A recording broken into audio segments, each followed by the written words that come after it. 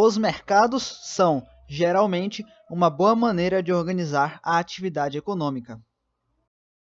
O colapso do comunismo na União Soviética e no leste europeu na década de 1980 pode ser a mudança mais importante que aconteceu no mundo nos últimos 50 anos.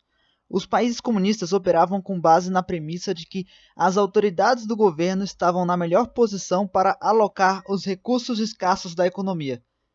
Os planejadores centrais decidiam que bens e serviços produzir, quanto produzir de cada um e quem os produziria e consumiria.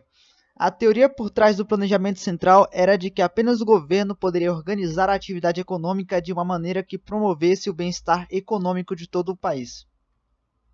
A maioria dos países que tiveram economias de planejamento central abandonou este sistema e está tentando desenvolver economias de mercado.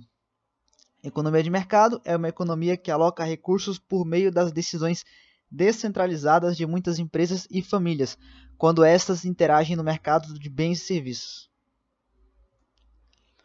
As decisões do planejador central serão substituídas pelas decisões de milhares de empresas e famílias. As empresas decidem quem contratar e o que produzir.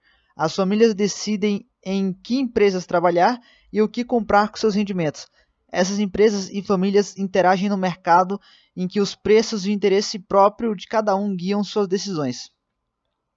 À primeira vista, o sucesso das economias de mercado é enigmático.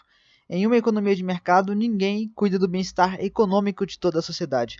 Os mercados livres contêm muito mais compradores e vendedores de diversos bens e serviços e todos estão interessados, antes de mais nada, no seu próprio bem-estar.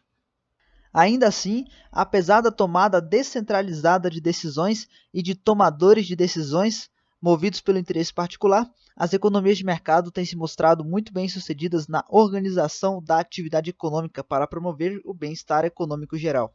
O economista Adam Smith, em seu livro A Riqueza das Nações, publicado em 1776, fez a observação mais famosa da ciência econômica.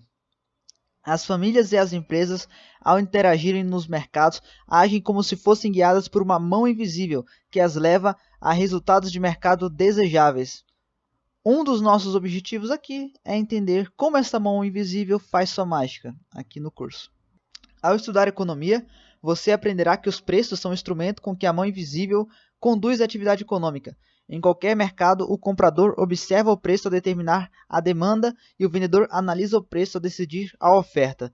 Como resultado dessas decisões, os preços de mercado refletem não só o valor de um bem para a sociedade, mas também o custo de sua manufatura.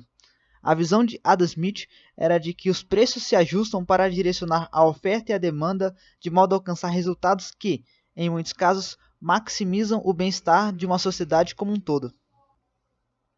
A observação de Adam Smith apresenta um corolário importante. Quando o governo impede que os preços se ajustem naturalmente à oferta e à demanda, impede que a mão invisível coordene as decisões de famílias e empresas que compõem a economia. Esse corolário explica por que os impostos têm um efeito adverso sobre a alocação de recursos. Eles distorcem os preços e, com isso, as decisões das empresas e das famílias.